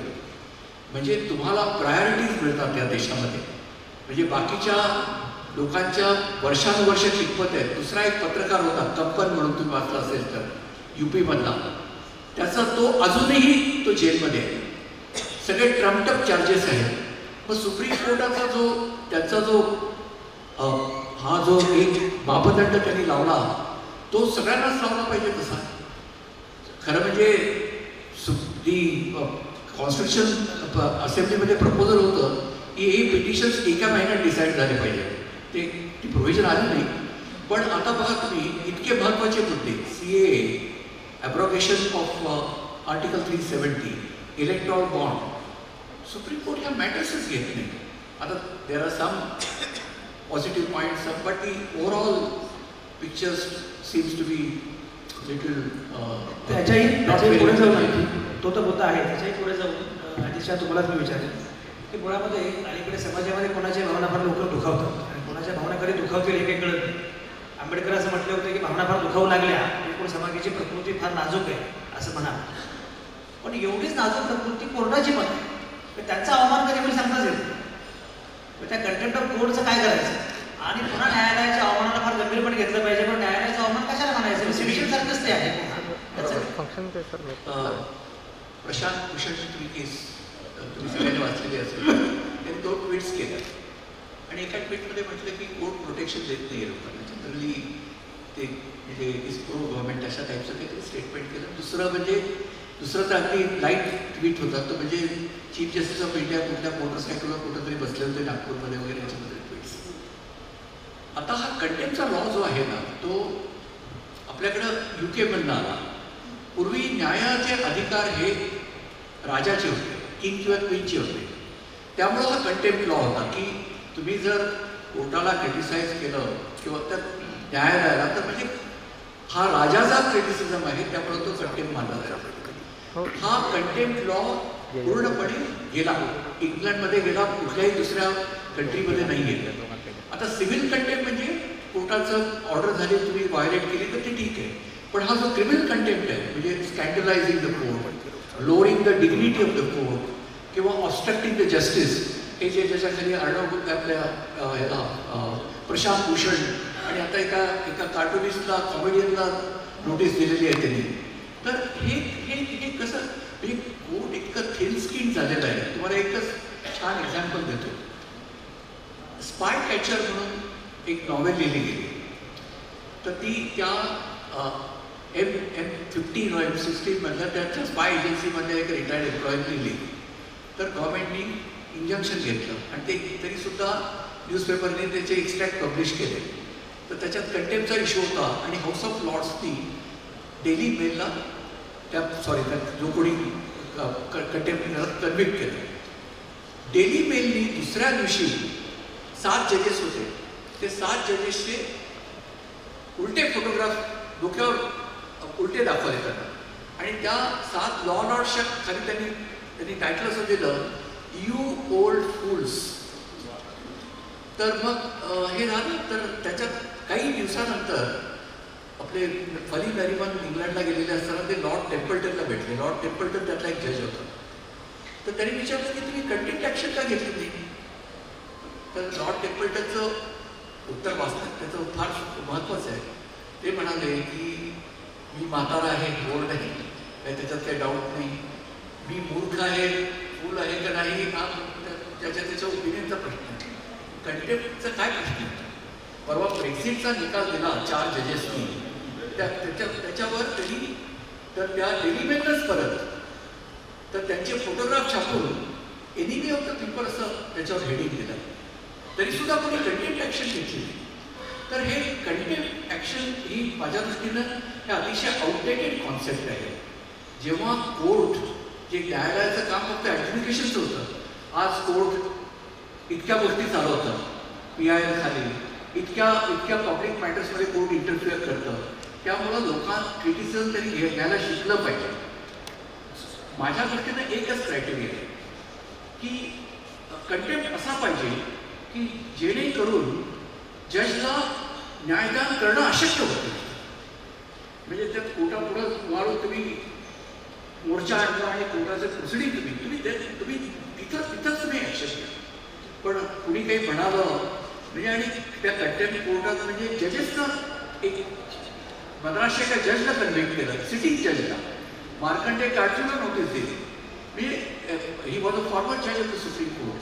तर कंटेम्प्ट लॉ माझ्या दृष्टीने आणि आणखीन एक शेवटची एक स्टोरी सांगतो आणि होतो मी. गुजरातमध्ये एक प्रॅक्टिस होती की ते जज तुम्ही कंप्लेंट फाईल करायची आणि तो मॅजिस्ट्रेट नोटीस देतो. तर ॲलिगेशन असं होतं की काही मॅजिस्ट्रेट पैसे घेतात आणि त्याच्यातनं नोटिसा काढतात कंप्लेंट्सवर. तर त्याच्यात त्यांनी काय केलं की या रिपोर्टरनी फिक्टिशियस नावानी कंप्लेंट FIR घेऊन गेले, काय कंप्लेंट घेऊन गेले मॅजिस्ट्रेटकडे. कुणीतरी अमिताभ बच्चन वगैरे अशी नावं लागत आणि त्या मॅजिस्ट्रेटनी फटाफट नोटिसेस दिल्या आणि मग त्या जर्नलिस्टनं ते पूर्ण पब्लिश केलं. तर त्याच्यावर कंटेम्प्ट नोटीस निघाली हे पब्लिश करण्याबद्दल आणि त्यांनी अपॉलॉजी मागितली सुप्रीम कोर्टामध्ये. म्हणजे आणि त्यावेळेला सुप्रीम कोर्टाचा व्ह्यू असा होता की truth is no defence to contempt action. आश्चर्याची गोष्ट, प्रत्येक न्यायाधीशाच्या मागं ते सत्यमेव जयते तो आपला मार्ग असतो आणि ट्रूथ हा डिफेन्स नाही असं सुप्रीम कोर्टाला ते नंतर लॉ अमेंड झाला. तर मी पण मला एक छोटीशी तुम्हाला याचं आश्चर्य वाटलं असं तुम्ही म्हणाला. ज्या सुप्रीम कोर्टाचा चीफ जस्टिस स्वतः विरुद्ध असलेल्या सेक्शुअल हॅरेसमेंट केसच्या जजमेंटवर बसतो आणि संपूर्ण सुप्रीम कोर्ट त्याचं साथ देतं, तिकडे याबद्दल आश्चर्य वाटायचं कारण काय? चीफ जस्टिसने आता त्यांची ऑटोग्राफी आली आहे आणि त्याचे एक्सपॅक्ट बसले. त्यात त्यांनी म्हटलं की सेक्शुअल हॅरासमेंटची कंप्लेंट चीफ जस्टिसची आली असतो, ती चीफ जस्टिस स्वतः केस घेतली. आता पुस्तकात त्यांनी असं म्हटलंय की ते मी करायला नको होतं पण माणसाकडनं चुका होतात. नो मॅन कॅन बी झालेल्या ओन कॉज हे आम्हाला पहिल्या वर्षी शिकवलं गेलं होतं. झालेल्या चुकीबद्दल त्याचं परिमार्जन करण्याचे काही मार्ग आहेत का हेही त्यांनी सांगावं. राज्यसभेवर गेले, तिकडे राज्यसभेत सांगावं त्यांनी. ट्रूथच्या अनुषंगानं आपण सगळेजण पोस्ट ट्रूथ युगामध्ये आहोत असं वाटावं, असे सगळ्या अनेक गोष्टी आहेत. तर म्हणजे बरेच प्रश्न आहेत, बरंच काही विचारणं शक्य आहे आणि या सगळ्यांना भरपूर बोलायचं आहे. तरीसुद्धा वेळ आपल्याकडे कमी आहे आणि त्यानंतर पुन्हा आणखी कार्यक्रम सुरू असणारच आहे.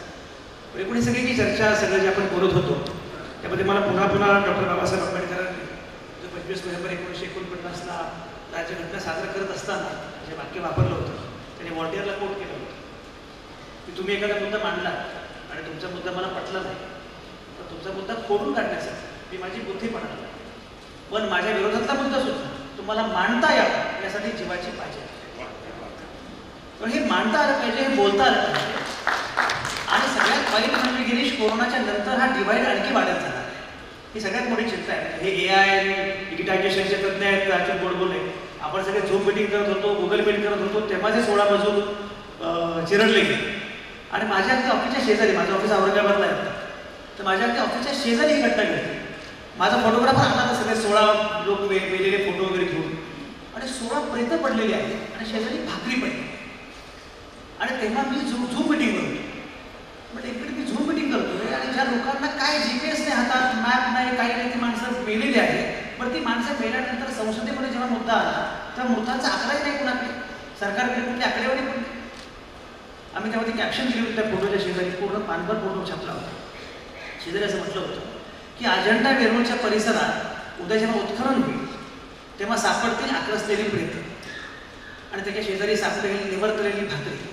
तेव्हा विकास हीच त्या काळातली सगळ्यात मोठी फेक न्यूज होती असा निष्कर्ष उद्याच्या पुढे काढते. या अवस्थेमध्ये आपण आहोत आणि अशा वेळी या सगळ्या संदर्भामध्ये लढणारी, या संदर्भामध्ये बोलणारी ही सगळी माणसं खूप महत्त्वाची. मी म्हटलं की अंधार आहेच, पण किती अंधार झाला तरी प्रकाशाची बेटं आहेत, प्रकाश देणारी माणसं आहेत. छाया प्रकाश फाउंडेशन ही 30 प्रकाशवाद आपल्याला दाखवत आहे, हे मला खूप महत्त्वाचं वाटतं. आणि म्हणून अंधार असतोच, पण त्याचवेळी प्रकाश दाखवणारी माणसंही असतात, त्या वाटाही असतात, हे जास्त महत्त्वाचं आहे. तुमच्या सगळ्यांशी बोलल्यानंतर मला असं वाटलं की ठीक आहे, म्हणजे कितीही भवताल कठीण असतात तरी भवतालाला जाब विचारणारे, प्रश्न विचारणारे, लोकप्रियतेच्या आहारी न जाता भूमिका घेणारे, आपलं म्हणणं मांडणारे आणि सत्य, ज्या गोष्टींचा आपण उल्लेख केला, खरोखर सत्याबद्दल आग्रही असणारे अशी माणसं सुद्धा आपल्यासोबत आहेत. ती संपादक असतील, न्यायाधीश असतील, लेखक असतील, कलावंत असतील किंवा अभ्यासक असतील, ही सगळी माणसं आपल्यासोबत असणं फार महत्त्वाचं आहे. आणि मला असं वाटतं की या सगळ्या पॉझिटिव्ह नोटवर की हे सगळं जरी असं असलं तरी सुद्धा हे असे आहे तरी पण हे असे असणार नाही, दिवस आमचा येत आहे तो घरी बसणार नाही. हे खरे की आज त्यांनी घेतले सारेच ठेके, पण उद्या त्यांच्या चितेवर एकही रडणार नाही. सांगती जे धर्म जाती, बांधती जे रोज भिंती, पण उद्याचा सूर्य काय त्यामुळे फसणार नाही. छान झाले गिरीश, छान झाले, दांभिकांची पंढरी उद्ध्वस्त झाली, यापुढे पाचाळ दिंडी एकही निघणार नाही. आजचे आमचे पराभव पचवितो आम्ही मोठे असतात, विजय तो कसला पुरावर जखम जो करणार नाही. हे असे आहे तरी पण हे असे असणार नाही, दिवस आमचा येत आहे तो घरी बसणार नाही. आणि म्हणून याच खात्रीसह फक्त दिवस स्वतःहून येणार नाही, आपल्याला पण 4 पावलं पुढे जावं लागेल. आणि ती पावलं पुढे जाण्यासाठी आपल्यामध्ये बळ यावं म्हणून या कार्यक्रमाचं, या गप्पांचं आयोजन आहे. पुन्हा पुन्हा बोलत राहिलं पाहिजे, पुन्हा पुन्हा भेटलं पाहिजे, एकमेकांशी बोललं पाहिजे. मगाशी अमोल म्हणाला त्याप्रमाणे मन की बात सगळेच करतायत, पण कोणीतरी एकमेकांशी पण बोललं पाहिजे, गप्पा मारल्या पाहिजे आणि इतरांनाही समजून घेतलं पाहिजे. या दिशेने जाण्याचा प्रयत्न आपण करू.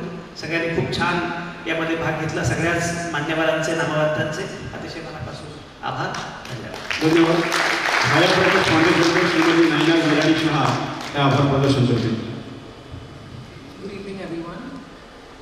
The program will continue after a short intermission. We wanted to, however, express our thanks to everyone for having made this event a success before the movie Dusar is screened, especially so that the impact of the film is not affected. We are deeply grateful to all of you for having graced this occasion with your presence. There are some individuals we would like to thank and acknowledge on behalf of the Trust and its trustees. At the outset, we are grateful to Sri Maruti Chittampalli, the well-known writer on environmental affairs and a very proud native of Solapur, who agreed to generously spare his time and preside over the function this evening. Thank you, sir. We cannot be thankful enough to Ms. Pushpa Agarkar, who is a teacher to all of the children of Chaya and Prakash of Haribhai Devkar School. Whatever activities the trust is doing is solely because of her. We are all residing away from Solapur and this distance has its challenges. But it is Ms. Agarkar who is really and truly the heart and soul of the trust. She has painstakingly and meticulously organized every part of the function, and without her the trust would not be functioning. Thank you, Pushpa. Although nominally the trustees are from the Shah family, everything is actually being run by her. We therefore express our heartfelt thanks to her for what she's done and hope that she will continue to do the same as long as she can. We would also like to thank Ms. Sandhya Gokhale for granting us the permission to stream the movie Dusar, which was produced by her, and for having graced this function in person as well. Thank you. Shri Sanjay Abate, Chief Editor of Divya Bhaskar, has been especially generous with his time and energy in interviewing all the awardees and the trustees. The conversation was effortlessly conducted and kept our attention and interest engaged throughout. We are also grateful to the very special jury members who helped us select the awardees amongst the NGOs this year, namely Shri Pannalal Surana, Shri Dhananjay Mane, Srimati Sulabha Pishwikar, Srimati Gauri Kahate. Thank you to all of you for taking up this task on behalf of the Trust and putting so much thought and effort into the selection process. We must, however, also add that Srimati Sulabha Pishwikar and Srimati Gauri Kahate are also very greatly and closely involved in the working of the Trust, and we are immensely grateful to them. There are many others who have helped with various aspects of the working of the Trust in organizing this function. Shri Atul Kahate, Shri Shirish Dekhani, Shri Paigambar Tamboli, Shri Suryakant Bankar, Advocate JJ Kulkarni, Advocate Vijay Marathi. Thank you, all of you, for making this event happen. We must also make a special mention of Shri Deepak Deshpande, who prepared the logo, the citations, the invitation, as well as the stage design tonight. Thank you to Shri Rajneesh Joshi and Shri Padmakar Kulkarni, who are both also associated with the Trust. Thanks especially to Shri Rajneesh Joshi, who is also the compere for today. Thanks to all the media persons and journalists present here today for your continued support and for covering the activities of the Trust. Lastly, we thank all of you once again for having joined us this evening. Everything that this Trust is doing has meaning only because people like you give us the inspiration and energy